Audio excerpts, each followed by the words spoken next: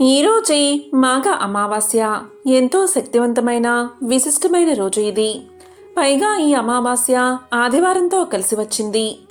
మరి ఎంతో విశేషమైన ఈ రోజు ఈ కథలను విన్నా, చదివినా, చెప్పినా, వినిపించినా జన్మల దోషాలు తొలగి కోటి జన్మల పుణ్యం వస్తుంది.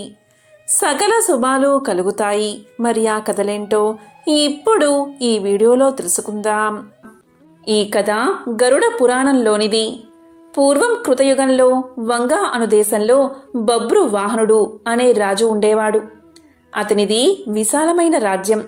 సమర్థవంతమైన పరిపాలనతో తన రాజ్యాన్ని శత్రువుల బారిన పడకుండా రక్షిస్తూ ధర్మ మార్గాన పాలన సాగిస్తూ ఉండేవాడు. అతని యుగం కృతయుగం అంటే సత్యయుగం కదా. భూమికి 4 దిక్కులా సత్యమే వర్ధిల్లేది. అలాంటి కాలంలో సత్యానికే పాఠాలు చెప్పే విధంగా పాలన సాగించేవాడు బభ్రు వాహనుడు. బభ్రు వాహనుడు అంటే అర్జునుడి కొడుకు కాదు, కేవలం పేరుకు మాత్రమే బభ్రు వాహనుడు. అతని కాలంలో రోగులు లేరు, పాపాత్ములు లేరు, దొంగలు లేరు, హంతకులు లేరు. అద్భుతమైన పాలన మాత్రమే ఉండేది. ఒకరోజు బభ్రువాహనుడు అడవికి వేటకు బయలుదేరాడు. 100 గుర్రాలపైన స్వారీ చేస్తూ వెంబడి 100 మిత్రులు, వందలాది మంది సైనికులు, వీరందరి అవసరాలు తీర్చే సేవకులు రాజును అనుసరించారు. అద్భుతమైన అట్టహాసం, హడావిడితో వేట కొనసాగింది. ఎన్నో అడవి జంతువులను వేటాడుతూ ఆఖరికి ఒక లేడీపైన బాణం విసిరాడు బభ్రు వాహనుడు. ఆ లేడీ చాలా తిక్కలేడి. అది ఎంతగా గాయపడినా లెక్క చెయ్యక బాణపు వేగంతో పారిపోవడం మొదలుపెట్టింది. ఆ క్షణం రాజు ఒక సాధారణ వేటగాడిలా మారిపోయాడు. తన వెంట మిత్రులు ఉన్నారని, పరివారం ఉందని మరచిపోయి తప్పించుకోబోతున్న లేడి వెంటపడి తాను కూడా వేగంగా పరిగెత్తాడు. చివరికి అడవిలో ఒంటరిగా మిగిలిపోయాడు. కానీ ఎలాగోలాగా లేడిని పట్టుకోగలిగాడు. అయితే అందుకోసం చాలా సమయాన్ని కేటాయించాల్సి వచ్చింది. లేడి వెంట పరుగులు తీస్తున్నంతసేపు అతనికి ఆకలి దప్పికలు అర్థం కాలేదు. కానీ లేడి చిక్కి లక్ష్యం పూర్తి కాగానే అతని ఆకలి దప్పికలు చుట్టుముట్టాయి. అంతసేపు లేడి కొరకు వేటాడిన రాజు ఆకలి దాహాలను తీర్చుకోవడం కోసం వెతుకులాట మొదలుపెట్టాడు. అదృష్టవశాత్తు అక్కడికి సమీపంలోనే ఒక సరస్సు కనబడింది. అందులో ముందుగా స్నానం చేసి తరువాత నీరు తాగి ఒడ్డున ఉన్న ఒక చెట్టు కింద తన పరివారం కోసం ఎదురు చూస్తూ విశ్రాంతి తీసుకోసాగాడు. అనుకోకుండానే రాజుకు నిద్ర ముంచుకు వచ్చి కనులు మూతపడసాగాయి. ఈలోగా సమీపంలో కలకలం వినబడింది. రాజు కలవరపడుతూ కళ్ళు తెరిచి చూశాడు. అతనికి సమీపంగా ఎదురుగా 100 ప్రేతాలతో కలిసి ప్రేత వాహనుడు అనే పేరుగల ప్రేతరాజు అక్కడికి వచ్చాడు. ప్రేతాలంటికి ఎముకలకు బిగుతుగా చర్మాన్ని అతికించినట్లుగా ఉన్నాయి. ఎక్కడా కూడా అంగుళం మందం మాంసమైనా లేదు. వాటి ఆకారాలు భయం గొలిపేలా ఉన్నాయి. ప్రేతాలు హఠాత్తుగా కనబడితే ఎవరికైనా భయం కలుగుతుంది. కాని అక్కడ ఉన్నది యుద్ధరంగంలో పరాక్రమాన్ని ప్రదర్శించే బభ్రువాహన మహారాజు. అందువల్ల ముందుగా కొంచెం కలవరం కలిగిన వెంటనే తన విల్లును అందుకుని ప్రేతాలపైకి ఎక్కుపెట్టాడు మహారాజు. కాని బాణం వదలకుండా వారితో ఇలా అన్నాడు: ఎవరు మీరంతా? ఇంత భయంకరంగా ఉన్నారు. ఎక్కడ్నుంచి వచ్చారు? మీ శరీర ఆకృతులు ఇంత వికృతంగా ఉన్నాయేమిటి అని అడిగాడు. అప్పుడు ప్రేతాల నాయకుడైన ప్రేత వాహనుడు రాజుతో ఇలా పలికాడు: మహారాజా, మీ దర్శన భాగ్యం వల్ల మాలో ప్రేతభావం నశించిపోయింది. మాకు ఉత్తమ గతులు ఇక లభించే తీరతాయి అన్నాడు. ప్రేత వాహనుడి మాటలు రాజుకు అర్థం కాలేదు. అదే విషయం రాజు ఇలా అన్నాడు: ఓ ప్రేతమా, నువ్వేమి మాట్లాడుతున్నావు? నాకు అర్థం కావడం లేదు. నాకు అర్థమయ్యేలా చెప్పు అన్నాడు. దానికి ప్రేతవాహనుడు ఇలా పలికాడు: రాజా, ఈ ప్రేతాలన్నీ ఒకప్పుడు మనుషులే. కానీ చేసుకున్న పాపాల వల్ల ప్రేతాలుగా మారిపోయాయి. ఎవరికైతే అగ్ని సంస్కారం, శ్రాద్ధం, తర్పణం జరగవో వారంతా ప్రేతాలై తిరుగుతారు. అంతేకాదు, నమ్మక ద్రోహులు, పాపాలకు ప్రాయశ్చిత్తం చేసుకొనివారు, తాగుబోతులు, దొంగతనం చేసేవారు, ఈర్ష, అసూయ, ద్వేషాలతో కాలం గడిపేవారు. గురుపత్నిని చరిచినవారు, ఒకరి ఆస్తిని అన్యాయంగా లాక్కున్నవారు, పరుల సొమ్ముకు ఆశపడిన వారు మొదలైన తప్పుడు పనులు చేసేవారంతా ప్రేతాలుగా మారతారు. మేమంతా ఇలా వచ్చిన వారమే. రాజా, మాకు తిండి దొరకదు, నీరు దొరకదు. దీంతో మేము ఆకలి దప్పికతో అలమటించిపోతూ ఉంటాం. మాకు ఎవరు శ్రాద్ధం కానీ పిండం కానీ పెట్టరు. అందుకే మేము ఇలా మిగిలిపోయాము. ఇలా మిగిలిపోయిన వారికి రాజే అపరక్రియలు జరపాలి. అలా జరపడం వల్ల మేము ప్రేత రూపం నుండి విముక్తి పొందుతాం. అలాగే మీరు కూడా గొప్ప పుణ్యాన్ని సంపాదించుకుంటారు. రాజా, బతికి ఉన్నంతసేపు వీరు నావారు, వీరు నావారు అనుకుంటాం. కానీ చివరకు ఎవరూ ఉండరు. కొడుకులు, భార్య వీరు మన అవసరం కోసం, మన స్వార్థం కొరకు మన వల్ల పుట్టుకు వచ్చిన వారే. మనం వారి అవసరం తీర్చినంత కాలం వారి చేత గౌరవించబడతాము. తరువాత మన అవసరం ఉండదు. అప్పుడు వారి నుండి గౌరవం లభించదు. మనిషి చచ్చాక ధనం ఇంటి దగ్గరే ఉండిపోతుంది. బంధువులు శ్మశానం దగ్గర విడిపోతారు. శరీరం కాష్టం దగ్గర విడిపోతుంది. ఇక విడిపోయాక పరలోకం దాకా వచ్చేవి పాప పుణ్యాలే అని చెప్పాడు ప్రేత వాహనుడు. అప్పుడు బబ్రు వాహనుడు ఇలా పలికాడు: ఓ ప్రేతవాహన, చాలా తెలిసినవాడిలా మాట్లాడుతున్నావు. ఇంతకీ నీవు ఎవరు? నీవు మనిషిగా ఉన్నప్పుడు నీవు ఎవరు అని అడిగాడు. దానికి ప్రేతవాహనుడు ఇలా సమాధానం చెప్పాడు: ఓ రాజా, ప్రేతంగా మారడానికి ముందు నేను ఒక ధనికుడైన వైశ్యుణ్ణి. పేరు దేవదత్తుడు. నేను సన్మార్గంలో నడిచాను, దేవతారాధన చేశాను, తీర్థయాత్రలు తిరిగాను, దాన ధర్మాలు కూడా చేశాను. కానీ నాకు అపరకర్మలు చేయడానికి మాత్రం ఎవరూ లేకుండా పోయారు. అందుకనే ఇలా ప్రేతానై తిరుగుతున్నాను. రాజా, ఒక దేశపు రాజు అన్ని వర్ణాల వారికి, అన్ని కులాల వారికి బంధువులు అవుతాడని శాస్త్రాలు చెబుతున్నాయి. అందుకని నీవు మా అందరి కోసం అపర కర్మలు చేసి మాకు ముక్తిని కలిగించు అని చెప్పి తన వద్ద ఉన్న ఒక మణిని తీసి రాజుకు ఇవ్వబోయాడు ప్రేతవాహనుడు. అందుకు రాజు ఇలా పలికాడు: ఓ ప్రేతవాహన, నేను ఒక రాజుని. ఇతరుల నుండి దానాన్ని స్వీకరించను. మీకు అపరకర్మలు మాత్రం చేస్తాను. కానీ ప్రేతవాహన, నాకిది చెప్పు, మా వంశస్థుల్లో ఎవరైనా ప్రేతదశలోనే ఉండిపోయారా? ఒకవేళ ఉండిపోతే ఆ విషయం నేను ఎలా తెలుసుకోవాలి? వారికి ముక్తిని ఎలా కలిగించాలి అని అడిగాడు. దానికి ప్రేతవాహనుడు ఇలా చెప్పాడు: రాజా, మీ వంశంలోని వారు ఎవరైనా ప్రేతత్వంలా మిగిలిపోయి ఉంటే మీకు కారణం లేకుండానే కొన్ని కష్టాలు వచ్చి పడతాయి. దాంపత్య జీవితంలో అపశృతులు ఏర్పడతాయి. భార్యాభర్తలు పూర్తిగా ఆరోగ్యంగా ఉన్నా కూడా వారికి పిల్లలు పుట్టరు. స్త్రీలకు నెలసరి సమస్యలు నిరంతరం కలుగుతాయి. యవ్వనంలోనే ఆత్మీయ బంధువులు మరణిస్తారు. నడి వయసులోని వారు అనుకోకుండా మరణిస్తారు. ఉన్నట్టుండి ఆదాయం తగ్గిపోతుంది. అనుకోని విధంగా ఇల్లు తగలబడిపోతుంది. ఇంట్లో ఎప్పుడూ గొడవలు జరుగుతూ ఉంటాయి. కావాలనే అపవాదులు వచ్చి మీద పడతాయి. తీవ్రమైన జబ్బులు వస్తాయి. వ్యాపారం చక్కగా చేస్తున్నా కూడా లాభాలు మాత్రం రావు. వర్షాలు బాగా కురిసినా కూడా పంట చేతికి రాదు.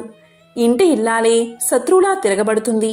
కాబట్టి రాజా, ఇలాంటివి జరుగుతాయి. ఇవన్నీ అపారకర్మ చేయనందువల్ల ఆకలి బాధతో తిరిగే ప్రేతాల వల్లే జరుగుతాయి.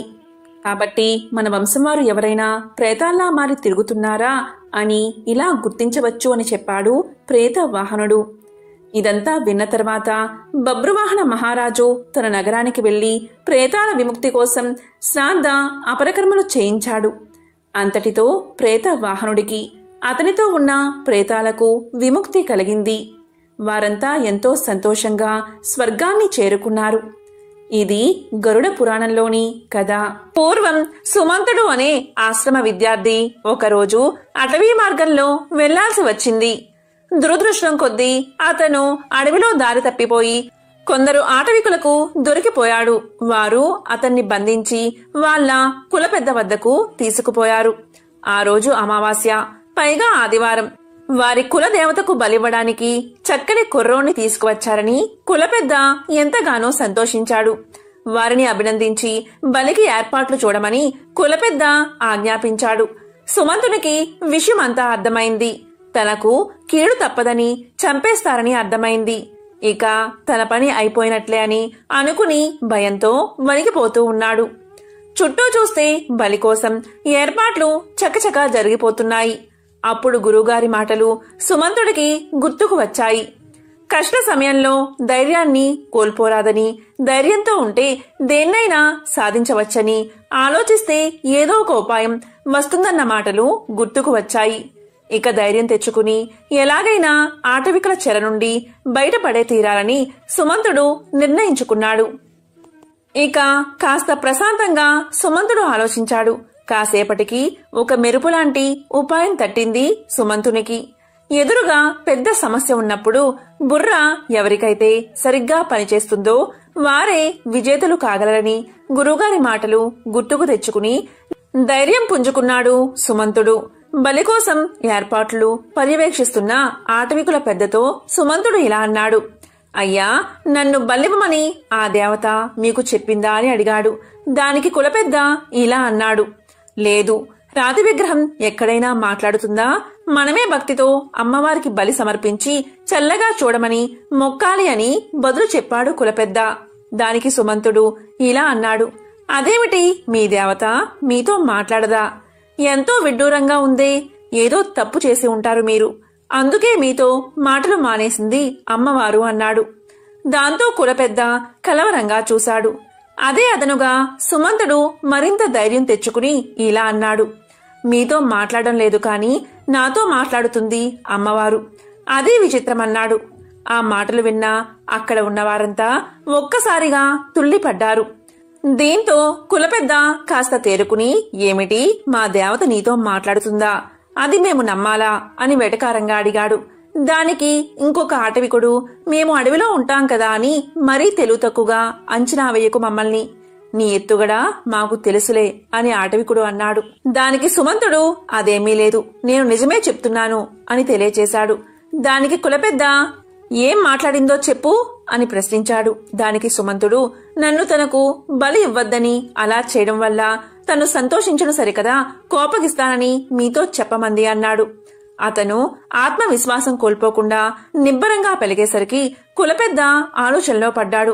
సుమంతుని మాటలకు అందరూ పగలబడి నవ్వుతూ, ఈ సమయంలో ఎవరైనా ఇలాగే మాట్లాడతారు. నీ మాయ మాటలు మేము నమ్మం. బలి జరిగే తీరుతుందని అందరూ ముక్త కంఠంతో పలికారు. కాని సుమంతుడు ధైర్యం కోల్పోలేదు. ఈ సమయంలో బెదిరితే చావు తప్పదని గ్రహించి వారితో సుమంతుడు ఇలా అన్నాడు.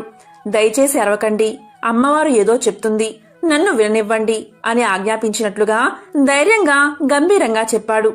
దాంతో ఆటవికులంతా ఒక్కసారిగా నిశ్శబ్దంగా ఉండిపోయారు. ఇక సుమంతుడు చెవిపై చెయ్యి పెట్టుకుని వింటున్నట్లుగా నటిస్తున్నాడు. మధ్య మధ్యలో సరేనమ్మా సరేనమ్మా అంటూ శ్రద్ధగా వింటున్నట్లుగా నమ్మించాడు.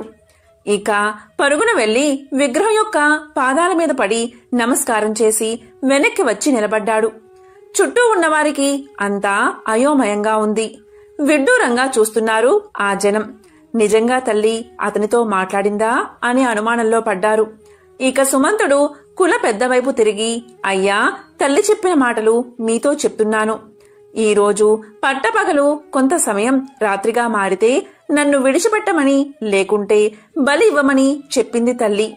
తల్లి మాట ప్రకారం కొంతసేపు వేచి చూడండి. ఆమె చెప్పిన ప్రకారం జరగకపోతే నేనే స్వయంగా బలిపీఠం ఎక్కుతాను అనగానే కులపెద్ద సరే అన్నాడు. కులపెద్ద మళ్ళీ ఇలా అన్నాడు. ఈ విషయం మాలో ఎవరికీ చెప్పకుండా నీతోనే ఎందుకు చెప్పింది అమ్మవారు అని ప్రశ్నించాడు. దానికి సుమంతుడు ఏమాత్రం తడబడకుండా, మీరు నన్ను ఎత్తుకుని రావడమే అమ్మవారికి ఇష్టం లేదు, అందుకే మీ పట్ల అమ్మవారు అలిగిందని చెప్పి మరింత నమ్మకంగా చెప్పాడు. ఇక కులపెద్ద, అతను ఒక రుజువు చెప్పాడు కదా, అందరూ ఆ సమయం వరకు వేచి ఉండండి, తేడా వస్తే అప్పుడే బలిద్దామన్నాడు. అందరూ కులపెద్ద మాటలు గౌరవించి ఊరుకున్నారు. ఆ రోజు సంపూర్ణ సూర్యగ్రహణం ఉండటంతో సుమంతుడు చాలా ధీమాగా ఉన్నాడు. అందరూ ఆకాశం వైపు చూస్తూ ఉండగా రావలసిన సమయం రానే వచ్చింది. గ్రహణం పట్టి అడవంతా చీకటైపోయింది. సుమంతుని మాట నిజం కావడంతో ఆ అటవికులంతా జయజయ ధ్వనులు చేస్తూ తల్లి పాదాల మీద పడి లెంపలు వేసుకున్నారు. ఇటువంటి గ్రహణం గత 80 సంవత్సరాలుగా రాలేదని గతంలో గురువుగారు చెప్పారు. అంత వయసు కలవారు ఆ గూడెంలో లేకపోవడంతో సుమంతుని పథకం పారింది. ఆటవికులు సుమంతుని పట్ల ఎంతో భక్తితో గురుకులం తోవ వరకు దిగబెట్టి క్షమించమని వేడుకున్నారు. ఇక సుమంతుడు ఊపిరి పీల్చుకుని ఆశ్రమం చేరుకున్నాడు. మాఘమాసము అంటే ప్రత్యక్ష దైవమైన సూర్యనారాయణమూర్తికి ఎంతో ప్రీతికరమైన మాసం. మాఘమాసంలో సూర్యనారాయణుని పూజిస్తే సకల శుభాలు కలుగుతాయని పండితులు చెబుతున్నారు. మరి ఎంతో విశేషమైన ఈ మాఘ అమావాస్య రోజు మాఘ పురాణంలోని ఈ కథలను విన్నా, చదివినా, చెప్పినా, వినిపించినా జన్మల దోషాలు తొలగి కోటి జన్మల పుణ్యం వస్తుంది, సకల శుభాలు కలుగుతాయి. మరి ఆ కథలేంటో ఇప్పుడు ఈ వీడియోలో తెలుసుకుందాం. కైలాసంలో పరమేశ్వరుడు సర్వమంగళాదేవిని చూసి మాఘమాస వ్రతం చేసి చిరకాల సౌభాగ్యాన్ని సొంతం చేసుకుని సర్వపాప విముక్తురాలై భర్తతో విష్ణు లోకాన్ని చేరిన బ్రాహ్మణ పుత్రిక కథ చెబుతాను వినమంటూ ఇలా చెప్పడం ప్రారంభించాడు ఆ మహాదేవుడు. పూర్వకాలంలో సౌరాష్ట్ర దేశంలో సుదేవుడు అనే బ్రాహ్మణుడు ఉండేవాడు. అతను మహాపండితుడు.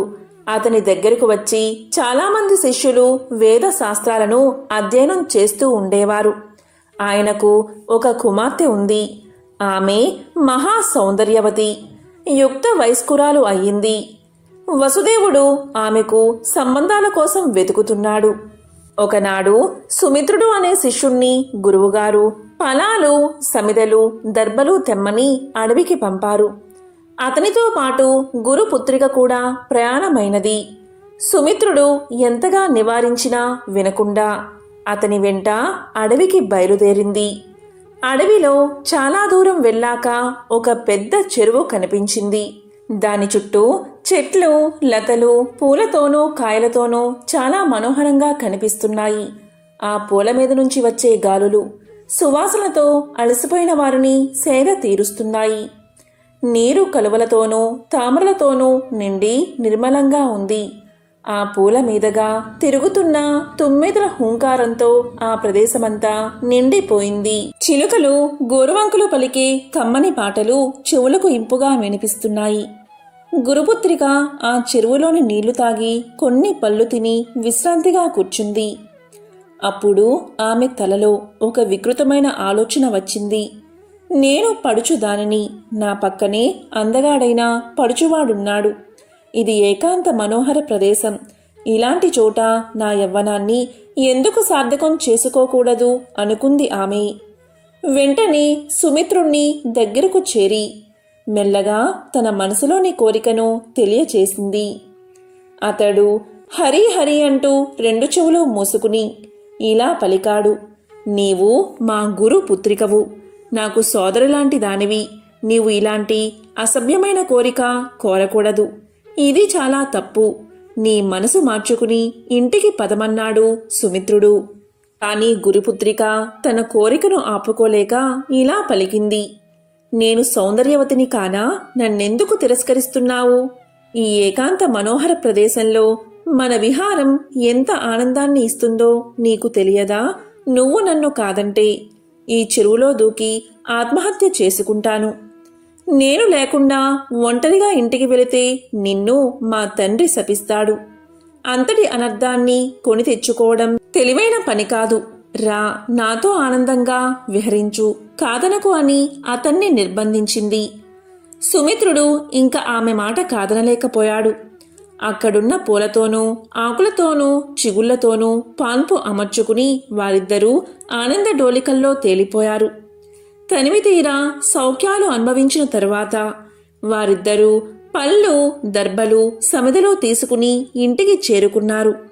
ఆ తర్వాత కొంతకాలానికి గురుపుత్రికకు కాశ్మీర దేశీయుడైన బ్రాహ్మణ యువకుడితో సంబంధం కుదిరింది. సుదేవుడు కుమార్తె వివాహాన్ని చాలా వైభవంగా జరిపించి ఆమెను అత్తవారింటికి పంపించాడు.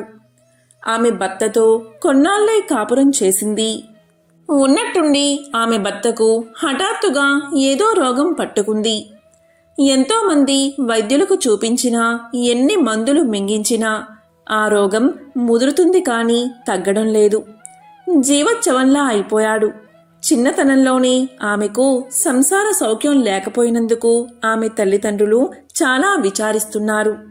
ఒకనాడు దృఢవ్రతుడు అనే ఒక మహాయోగి సుదేవుని ఇంటికి వచ్చాడు. సుదేవుని విచారానికి కారణం అడిగాడు. ఆయన కుమార్తె అవస్థ గురించి చెప్పి విచారించాడు. అప్పుడు దృఢవ్రతుడు తన దివ్య దృష్టితో చూసి, సుదేవా, నీ కుమార్తె పూర్వజన్మలో ఒక రాజకూతురు అయినా వయసు వచ్చినప్పటి నుంచి వ్యభిచారిణి అయి పరపురుషులతో ఆనందిస్తూ ఉండేది.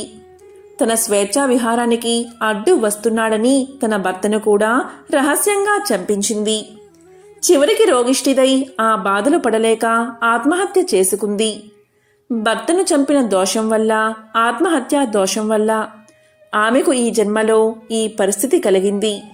అంతటి పాపాత్మురాలు స్తోత్రియ బ్రాహ్మణుడివైనా నీ ఇంట్లో ఎలా పుట్టింది అనుకుంటున్నావా? దానికి కూడా ఒక కారణం ఉంది. ఆ పూర్వజన్మలో తన స్నేహితురాలు బలవంతం చేస్తే ఒక మాఘశుద్ధ సప్తమి నాడు సరస్వతీ నదికి వెళ్ళింది. చిలికత్తెలతో పాటు స్నానం చేసింది. వారు ఇసుకతో గౌరీదేవిని చేసి పూజిస్తుంటే వారి నిర్బంధం మీద 4 పువ్వులు గౌరీదేవి మీద వేసింది. ఆ పూజా ప్రభావం చేత స్తోత్రియ బ్రాహ్మణ కుటుంబంలో పుట్టింది.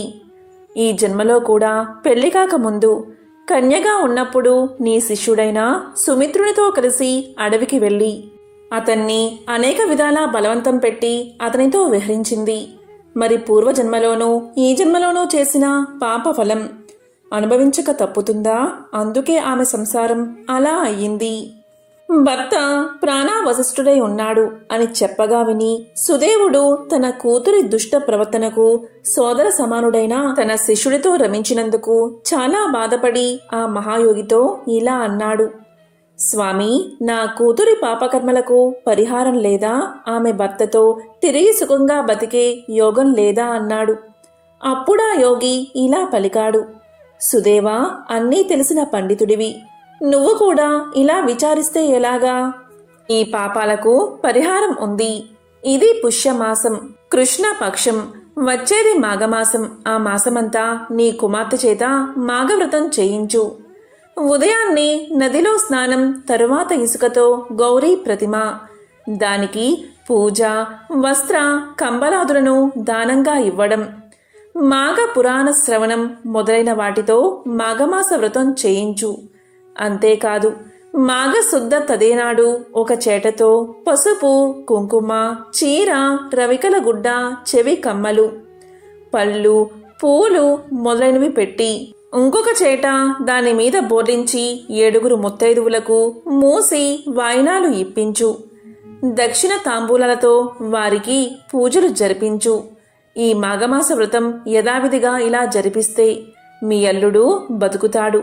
నీ కుమార్తె సర్వపాప విముక్తురాలై 100 ఏళ్ళు మాంగళ్య శోభలతో సంతానవతి అయి జీవిస్తుంది అని చెప్పి వెళ్ళిపోయాడు. సుమిత్రుడు తన కుమార్తె చేత మాఘమాస వ్రతం చేయించాడు.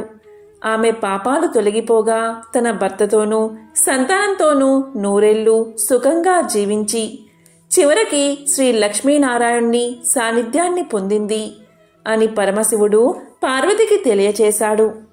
పార్వతీదేవి పరమేశ్వరుడు చెప్పింది విని ఇలా పలికింది. మహాదేవా, గురుపుత్రిక వృత్తాంతం చెప్పారు. సరే, మరి శిష్యుడైన సుమిత్రుడు ఏమయ్యాడు? అతని విషయం కూడా చెప్పండి అని అడిగింది. అప్పుడు పరమశివుడు ఇలా పలికాడు.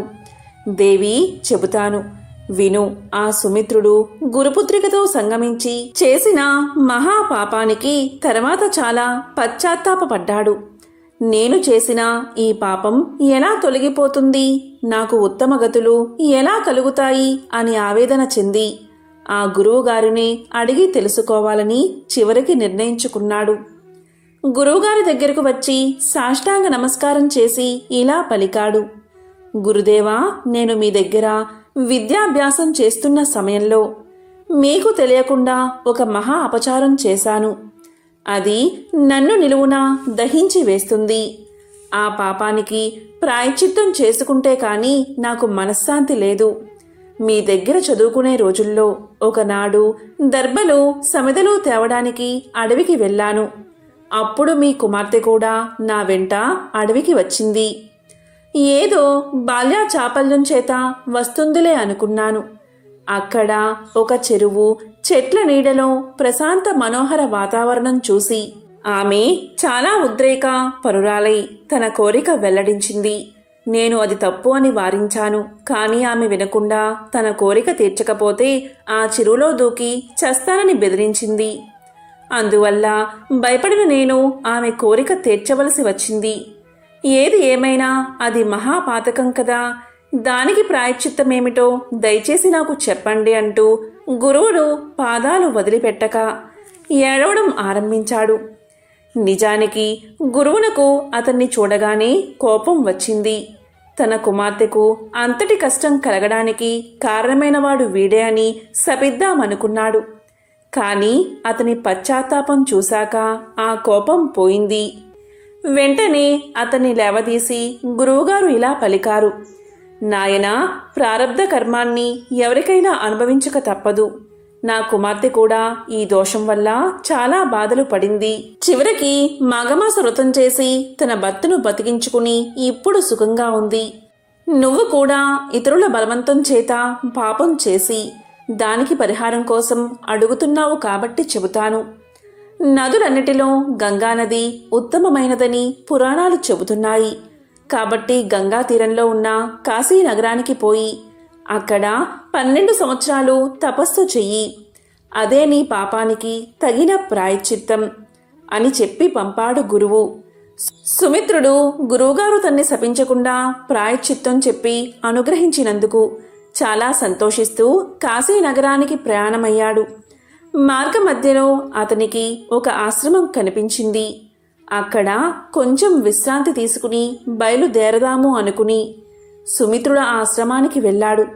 అది మాఘమాసం కావడం చేత ఆ ఆశ్రమంలో ఉండేవారందరూ నదిలో ప్రాతకాల స్నానం చేసి శ్రీ లక్ష్మీనారాయణుడికి షోడశోపచారాలతో సహస్రనామ పూజ చేసి అనేక విధాలైన ఫలాలు నైవేద్యం పెట్టి నీరాజన మంత్ర పుష్పాలు సమర్పించి పద్మ పురాణాంతర్గతమైన మాఘపురాణం ఆ ఆశ్రమాధిపతి వినిపిస్తూ ఉండగా విని ఆ తరువాత తమ తమ కార్యక్రమాలలోకి వెళ్ళడం చూశాడు. సుమిత్రుడు వారి దగ్గరకు వెళ్ళి, అయ్యా, మీరు చేస్తున్న ఈ కార్యక్రమం ఏమిటి, దీని ఫలితమేమిటి, నాకు వివరంగా చెప్పండి అని అడిగాడు. వారిలో సత్యవ్రతుడు అనే ముని సుమిత్రుడితో ఇలా పలికాడు: నాయనా, దీన్ని మాఘమాస వ్రతము అంటారు. సూర్యుడు మకర రాశిలో ఉన్నప్పుడు మాఘమాసంలో పొద్దున్నే ఒక నదిలో కానీ సరస్సులో కానీ స్నానం చేసి శ్రీనారాయణ్ణి ఆరాధించి ఆయన మహత్యాన్ని చెప్పే మాఘ పురాణాన్ని శ్రద్ధగా వినాలి.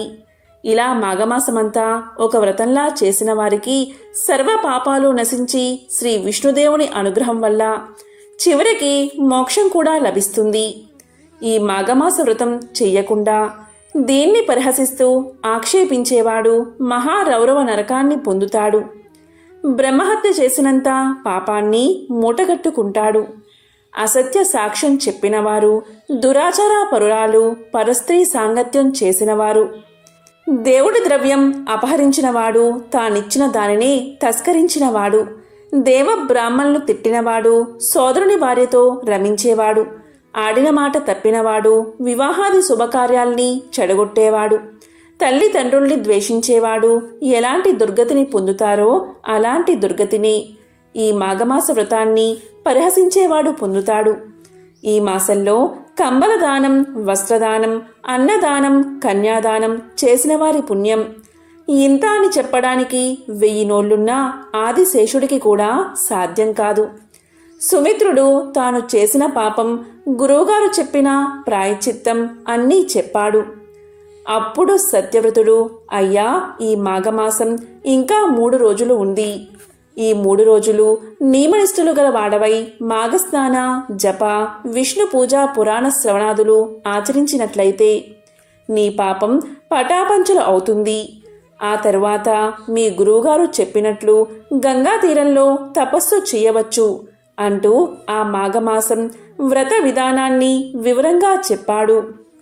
సుమిత్రుడు తనకు కలిగిన అదృష్టానికి ఆనందించి ఆ మునులతో పాటు మిగిలిన 3 రోజులు మాఘవ్రతాన్ని ఆచరించి ఆ మునుల దగ్గర సెలవు తీసుకుని కాశీ నగరానికి ప్రయాణమయ్యాడు. అతడు కాశీకి చేరి శ్రీ అన్నపూర్ణ విశ్వనాథులను సేవించుకుని ఆ తరువాత ఒక ఏకాంత ప్రదేశంలో కూర్చుని జితేంద్రియుడై సీత వాతాతపములను లెక్కించక శంఖచక్ర గదాపాణి అయిన శ్రీ లక్ష్మీనారాయణ్ణి హృదయ పద్మంలో నిలుపుకుని భ్రూమధ్యంలో దృష్టి నిలిపి ఇతర చింతలను దరిచేరనీయకుండా 12 సంవత్సరాలు తీవ్రమైన తపస్సు గురువు చెప్పినట్లు చేశాడు.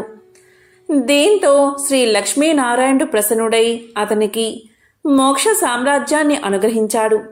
పార్వతీదేవి ఆ సుమిత్రుడు మాఘమాస వ్రతంతోనూ గురువు చెప్పిన తపస్సుతోనూ సర్వ పాపాలు పోగొట్టుకుని శాశ్వత ఆనందాన్ని ఇచ్చే మోక్షాన్ని కూడా పొందగలిగాడు అని చెప్పగా విని పార్వతీదేవి చాలా సంతోషించింది.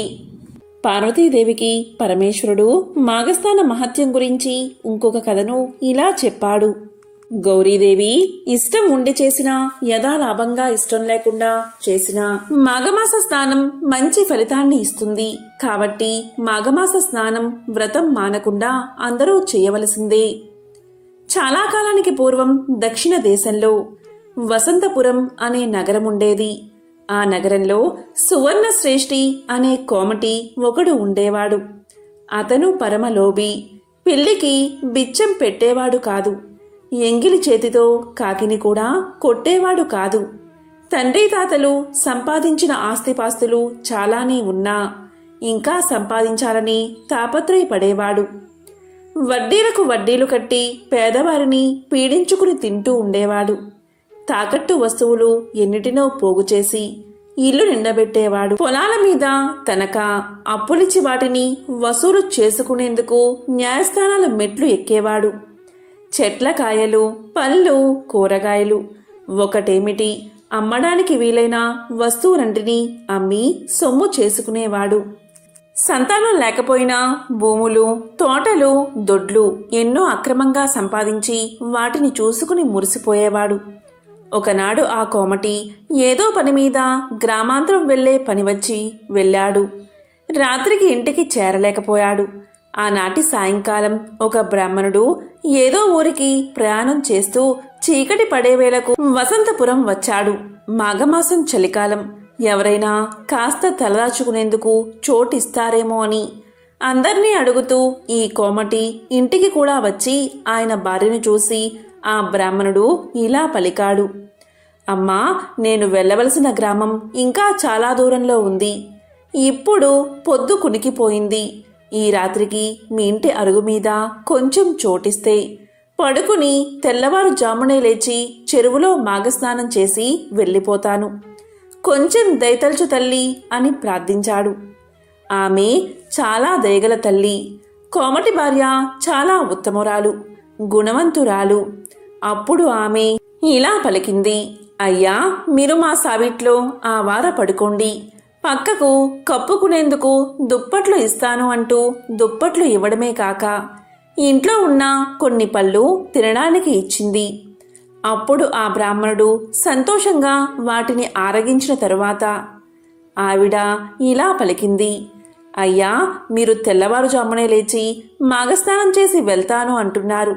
మాఘస్నానం అంటే ఏమిటి? దాని విశేషమేమిటి? దాని ఫలితమేమిటి?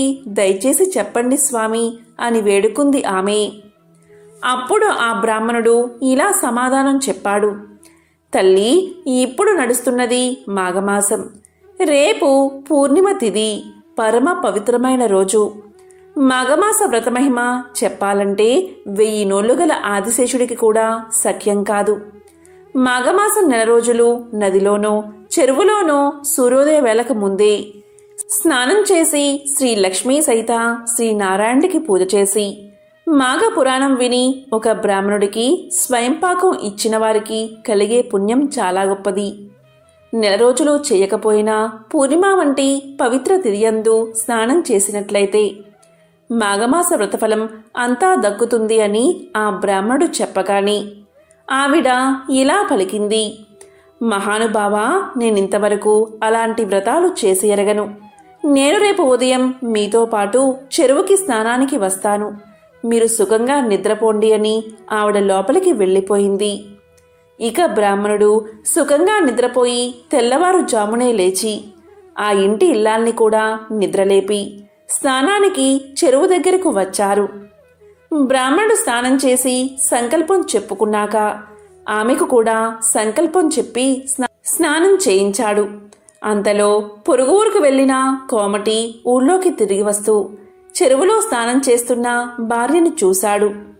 అప్పుడు కోమటి ఇలా అనుకున్నాడు, ఈవిడ స్నానాలు చేసి దాన ధర్మాలు అంటూ నేను కష్టపడి కూడబెట్టిన ధనాన్నంతటినీ బ్రాహ్మణులకు పేదవాళ్లకు ఇచ్చి పాడు చేస్తుందా అని అనుకుని కోపం వచ్చి ఎందుకిలా చెరువులో స్నానం చేస్తున్నావని భార్యను అడిగాడు. అప్పుడు ఆమె ఇలా పలికింది, మాఘమాసమిది, ఈరోజు పున్నమి, ఈరోజు స్నానం చేస్తే చాలా పుణ్యమట.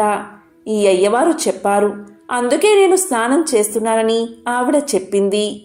దాంతో కోమటి నాకు చెప్పకుండా ఇలాంటివన్నీ చేస్తావా అంటూ స్నానం చేస్తున్న భార్యను కొట్టడానికి చెరువులోకి దిగి కాలుజారి పడి ఆ చెరువు నీటిలో మునిగిపోయాడు. బ్రాహ్మణుడు కోమటిని లేవదీసి అతని భార్యకు అప్పగించి తన దారిన తాను వెళ్ళిపోయాడు. కోమటి కాలుజారి పడినా నిండా మునిగాడు కనుక అతనికి కూడా మాఘస్నాన ఫలం దక్కింది. ఈ విధంగా కొంతకాలం గడిచింది. కోమటి దంపతులు చాలా ముసలివాళ్లు అయిపోయారు. రోగం కూడా వచ్చి ఇద్దరూ ఒకేసారి చనిపోయారు. అప్పుడు కోమటిని తీసుకుపోవడానికి యమభటులు వచ్చి పాసాలతో లాగుతున్నారు. కోమటి భార్యను తీసుకుపోవడానికి దేవదూతలు విమానంలో వచ్చారు. అప్పుడు ఆమె యమభటులతో ఇలా పలికింది, ఓ యమకింకరులారా, ఈ అన్యాయమేమిటి? భార్యాభర్తలం ఇద్దరం సమానమే కదా. నన్ను విష్ణులోకానికి తీసుకుపోవడం ఏమిటి? ఆయన్ని నరకానికి అంటే యమలోకానికి తీసుకుపోవడం ఏమిటి అని ప్రశ్నించింది. అందుకు యమభటులు ఇలా చెప్పారు, అమ్మా, నీవు ఒక మాఘ పూర్ణిమ నాడు చెరువులో మాఘస్నానం చేసినందువల్ల నీకు మహాపుణ్యం కలిగింది. అందుకు నీకు విష్ణులోకానికి చేరే అదృష్టం పట్టింది. నీ భర్త ఎప్పుడూ కూడా ఇలాంటి స్నానాలు కానీ వ్రతాలు కానీ చేసి ఎరగడు. అలాగే ఎప్పుడూ కూడా ఒక్కసారైనా పూజ కూడా చేయలేదు. పైగా పూజలు చేసేవారిని దాన ధర్మాలు చేసేవారిని నిందించేవాడు. ఎవ్వరికి పైసా కూడా దానం ఇయ్యలేదు. ఇంటికి వచ్చిన వాడికి ఒక పండును కానీ కాయను కానీ ఇవ్వలేదు. ఇలాంటి పాపాత్ముణ్ణి తీసుకురమ్మని మా యమధర్మరాజు గారు మమ్మల్ని ఆజ్ఞాపించారు. అందుకే తీసుకుపోతున్నాము అని యమభటులు సమాధానం చెప్పారు.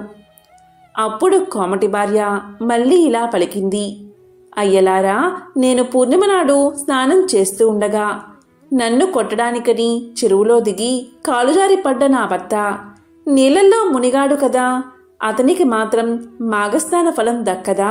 యమధర్మరాజు ఈ విషయం ఆలోచించలేదా అని అడిగింది. అప్పుడు యమభటులు ధర్మ సందేహంలో పడ్డారు. అతన్ని యమలోకానికి తీసుకుపోయి యమధర్మరాజు ముందు నిలబెట్టి యమభటులు ఇలా అన్నారు, దేవా, ఈ కోమటి భార్య వేసిన ప్రశ్నకు తామే సమాధానం చెప్పాలని కోరారు. అప్పుడు యమధర్మరాజు అతని సంగతి చక్కగా విచారించి, ఇతను మాఘ పూర్ణిమ నాడు అసంకల్పితంగా అయినా సరే చెరువులో మాఘస్నానం చేసినందుకు ఇతడి పాపాలన్నీ తొలగిపోయాయి కనుక ఇతన్ని దేవ విమానం ఎక్కించి విష్ణులోకానికి పంపించండి అని భటులను ఆజ్ఞాపించాడు యమధర్మరాజు. దీంతో యమభటులు కోమటిని విమానమెక్కించి విష్ణులోకానికి తీసుకుపోయి విడిచిపెట్టారు. ఈ విధంగా పరమ పాపాత్ములు కూడా మాఘస్నానంతో పవిత్రులు అవుతారు అని పరమేశ్వరుడు పార్వతికి మాఘస్నాన మహిమను వివరించి చెప్పాడు. కాబట్టి ఎంతో పవిత్రమైన విశేషమైన ఈరోజు ఈ కథలను విన్నా, చదివినా, చెప్పినా, వినిపించినా జన్మల దోషాలు తొలగి కోటి జన్మల పుణ్యం వస్తుంది. సకల శుభాలు కలుగుతాయి. ఓం నమో నారాయణాయ. ఓం నమ శివాయ. ఓం సూర్యాయ నమః.